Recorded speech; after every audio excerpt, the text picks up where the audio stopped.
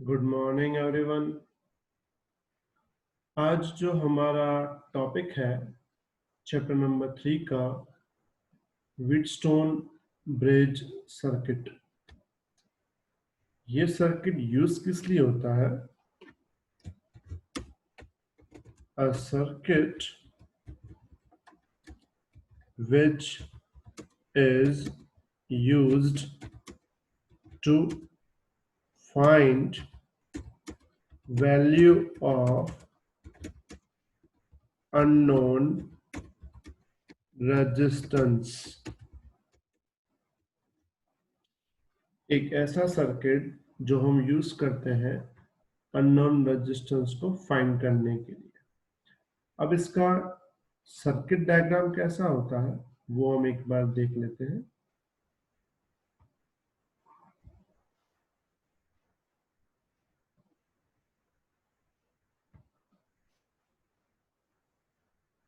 इस circuit diagram में हम बाहर से बैटरी भी कनेक्ट करेंगे।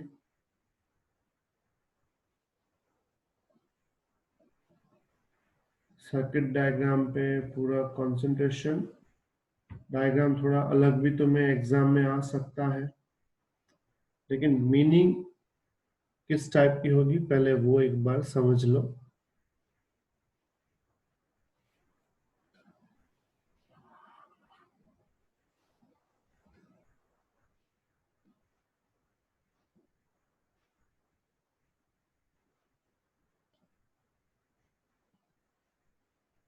ये चार मैंने गैप्स बनाई है, ये रेजिस्टेंस के लिए होती हैं।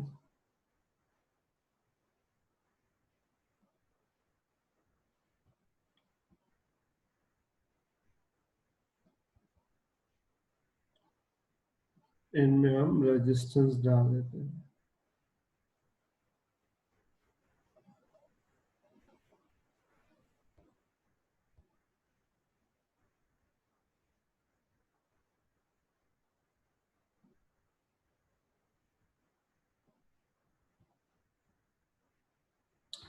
जो सेंटर वाला पोर्शन है ये आपस में ऐसे कनेक्टेड होता है,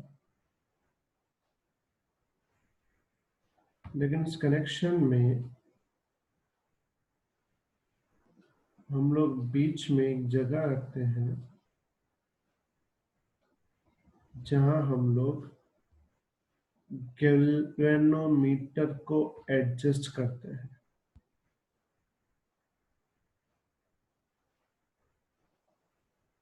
मतलब बीच वाली जगह में गैल्वेनोमीटर एडजस्ट होता है।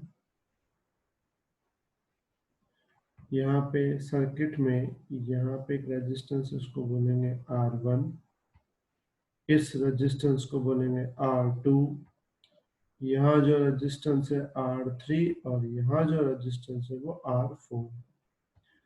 जो बीच में है वो गैल्वेनोमीटर हमने रखा हुआ है।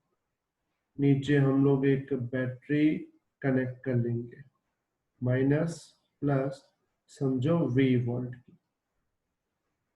अब अगर हम लोग जैसे ही बैटरी कनेक्ट करेंगे यहाँ से एक करंट जनरेट होगा, और समझो ये करंट मान लो I है,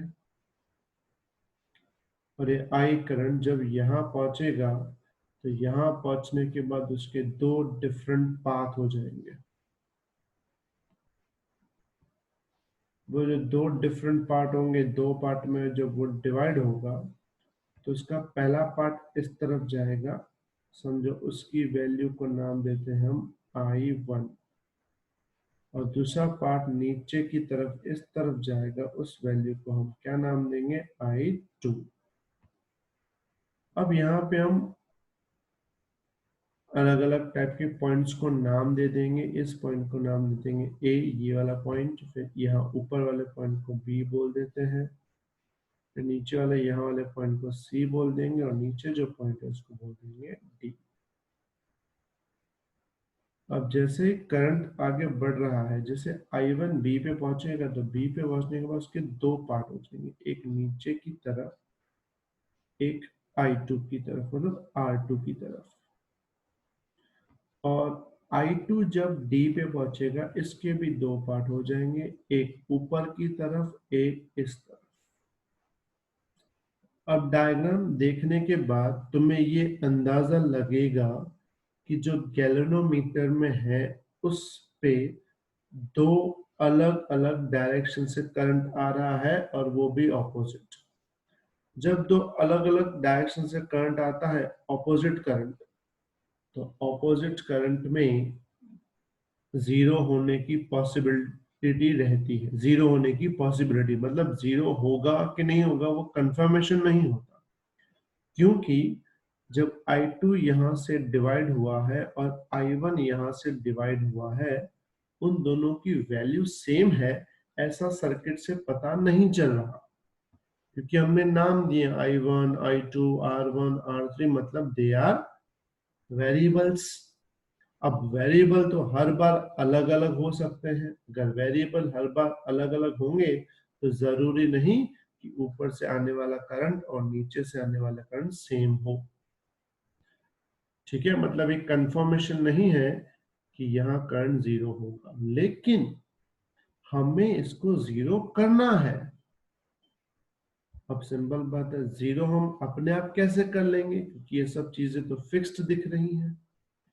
तो हम क्या करते हैं, ये जो चार रजिस्टर्स है ना, इसमें जो पहला रजिस्टर है ना R1 और दूसरा R2, ये दोनों रजिस्टेंस जो होते हैं ना, ये होते हैं फिक्स्ड। फिक्स्ड और साथ में नोन, मतलब इनकी वैल्यू हमको पता होती है। जो R4 है वो है अननोन, मतलब इसकी वैल्यू हमको पता नहीं है। इसके बाद जो R3 है वो R3 वेरिएबल है। R3 क्या है, वेरिएबल, और वेरिएबल में भी नोन, मतलब वैल्यू इसकी हम बदल सकते हैं, लेकिन जो भी वैल्यू हम बदलेंगे वो हमको पता होगी। मतलब कि हमको R1 की वैल्यू पता है, R2 की वैल्यू भी पता है, R3 हम बदल भी सकते हैं, लेकिन जितनी भी बदलेंगे हमें उनकी वैल्यू पता होगी, because it is a known term. लेकिन R4 अननोन है। और फिर से एक बार देख लो, जब ये करंट I यहाँ एंटर होगा उसके दो पार्ट हो जाएंगे, I1 और I2। I1 जब B पे पहुंचेगा उसके दो पार्ट, I2 जब D पे पहुंचेगा उसके दो पार्ट। तो गैल्वेनोमीटर में जो दो पार्ट आपस में ऑपोजिट है उनको मैंने बोला कि उनको हमको जीरो करना है। जीरो कंपल्सरी नहीं, जीरो होंगे ही, लेकिन हमको उनको जीरो करना है, मतलब ऊपर से आता हुआ करंट और नीचे से आता हुआ करंट को इक्वल करना है। और इक्वल करने का जो तरीका है वो R3 है, क्योंकि R3 मैंने बताया वेरिएबल है। हम R3 की वैल्यू को चेंज करेंगे। कितना चेंज करेंगे, कम भी कर सकते हैं, बढ़ा भी सकते हैं। तो हमको उसको ऐसे चेंज करना है जैसे गैल्वेनोमीटर में पास होता हुआ टोटल करंट कितना हो जाए, जीरो। मतलब R3 की वैल्यू तुम्हें बदलनी है, कम भी कर सकते हो, बढ़ा भी सकते हो, तब तक बदलनी है जब तक गैल्वेनोमीटर जीरो करंट नहीं दिखाता। जिस पॉइंट पे गैल्वेनोमीटर ने जीरो करंट दिखा दिया, उस वक्त ये जो ऊपर वाला I1 करंट है वो सीधा R2 में चला जाएगा, और I2 जो नीचे R3 में जा रहा है वो सीधा R4 में चला जाएगा। मतलब कि गैल्वेनोमीटर में टोटल करंट जो है वो कितना हो जाएगा, जीरो। फिर ये I1 और I2 दोनों मिलके यहाँ पे मिल जाएंगे, वापस क्या बना लेंगे, I और I वापस आ जाएंगे। तो ये जो पूरा सर्किट था ये व्हीटस्टोन ब्रिज का सिंपल सर्किट है। व्हीटस्टोन ब्रिज में हमें ध्यान क्या रखना है, बीच वाले सर्किट में करंट को जीरो करना है, और करंट को जीरो करने के लिए हमें एक वेरिएबल रेजिस्टेंस लगाना पड़ता है, जिसको बदलने से हम लोग करंट की वैल्यू जीरो कर सकते हैं। अब इसको हम एक्सप्लेन लिखेंगे कैसे, पूरा ध्यान। एग्जाम में अगर आता है तो कैसे लिखना है, as shown in figure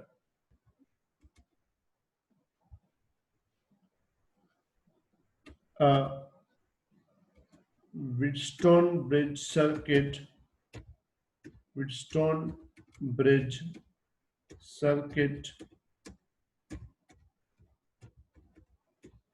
as shown in figure. A Wheatstone bridge circuit is in balanced condition.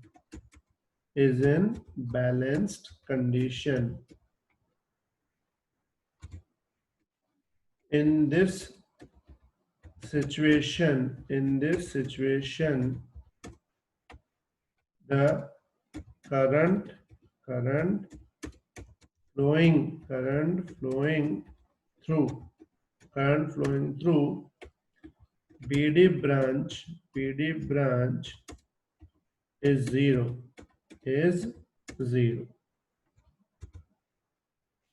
and BD branch is zero. उसके बाद हम क्या लिखेंगे?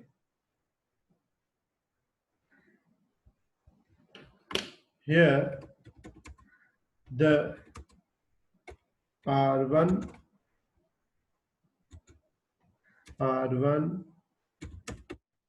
R2 and R3 are known resistance, and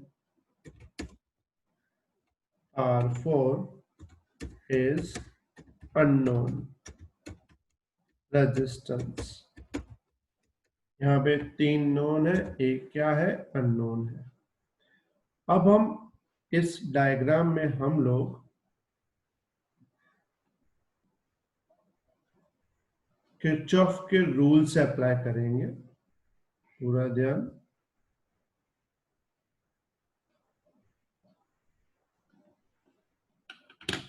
now take loop A, B, D, A and apply Kirchhoff rule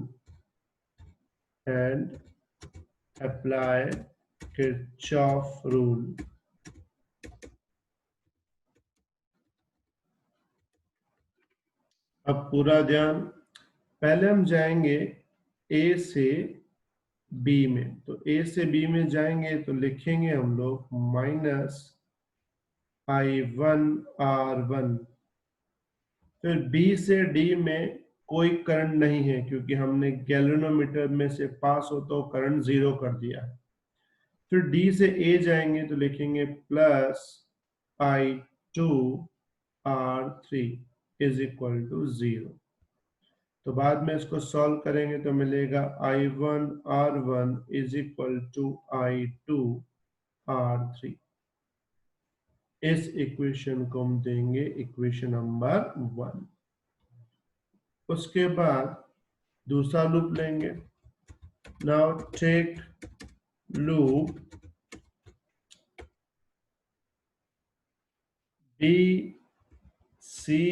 BCDB। अब loop कौन सा लेंगे हम? BCDB। और BCDB लूप लेकर फिर से हम किरचॉफ लगाएंगे। B से C में आएगा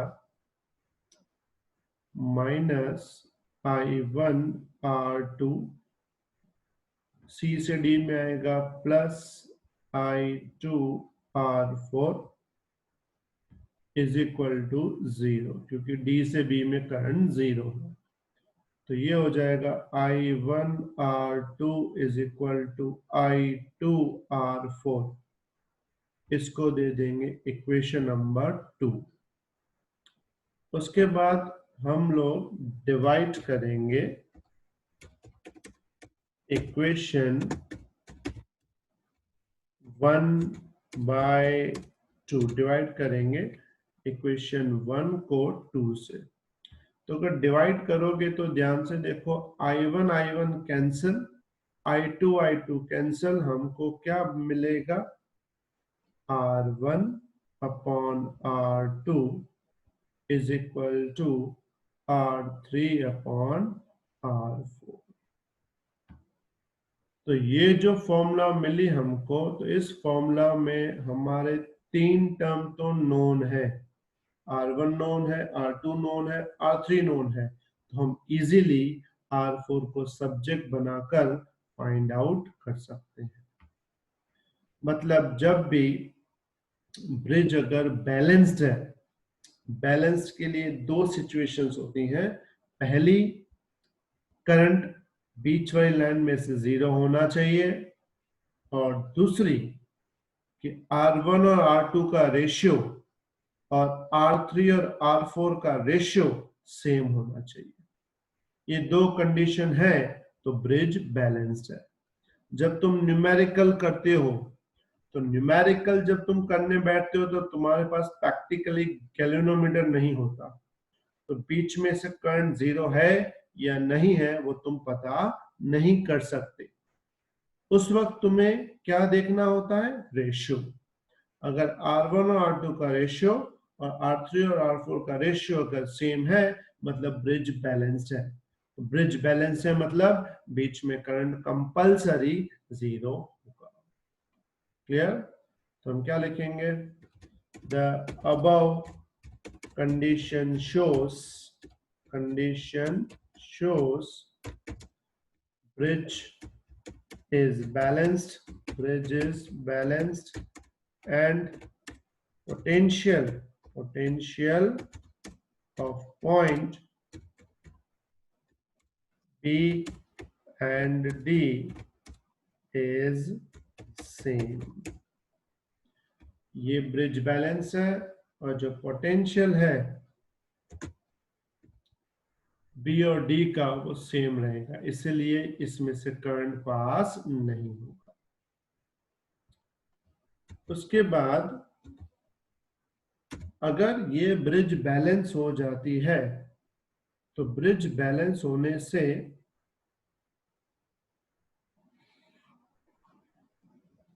ये जो 2 रेजिस्टेंस हैं R1 और R2, ये दोनों सीरीज में आ जाते हैं। मतलब when bridge becomes balanced, then R1 and R2 are in series। वो किस में आ जाते हैं? सीरीज में आ जाते हैं। अगर वो सीरीज में आ जाते हैं तो सीरीज की हमने फॉर्मूला पढ़ी हुई है पहले। 2 रेजिस्टेंस जब सीरीज में होते हैं तो हम क्या लिखते हैं? R dash is equal to R1 plus R2। मतलब R1 R2 आपस में किस में आ जाएंगे? सीरीज में आ जाएंगे। दूसरी बात, अगर R1 R2 सीरीज में आ जाएंगे तो जो नीचे R3 और R4 है वो भी सीरीज में आ जाएंगे। तो क्या लिखेंगे? R3 and R4 also in series, are also in series। अगर वो भी सीरीज में होंगे तो हम लिखेंगे R double dash is equal to R3 plus R4, दोनों का एडिशन।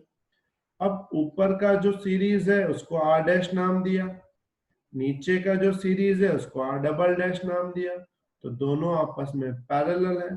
तो हम क्या लिखेंगे? here R dash and R double dash are in parallel, तो पैरेलल की फॉर्मूला तो हमने पढ़ी हुई है। पैरेलल की फॉर्मूला क्या होती है? 1/r is equal to 1/r dash plus 1/r double dash. Value put कर लेंगे। तो वैल्यू पुट करूं उससे पहले इसका एलसीएम कर लेते हैं। तो एलसीएम करके इसका रेसिप्रोकल करेंगे तो r मिलेगा r dash into r double dash upon r dash plus r double dash. फिर इसमें वैल्यू पुट कर देंगे, r डैश की जगह r1 plus r2, r double dash की जगह r3 प्लस r4 और नीचे चारों का addition R1 plus R2 plus R3 plus R4। मतलब जब ब्रिज बैलेंस हो जाता है तो उसका इक्विवेलेंट रेजिस्टेंस हम ऐसे फाइंड कर सकते हैं। तो ये हुआ तुम्हारा सर्किट, व्हीटस्टोन ब्रिज सर्किट। और व्हीटस्टोन ब्रिज की सर्किट की जो प्रैक्टिकल एप्लीकेशन है उसको मीटर ब्रिज बोलते हैं। तो इसके जस्ट बाद तुम लोग एक बार मीटर ब्रिज भी सीख लो। Okay, bye.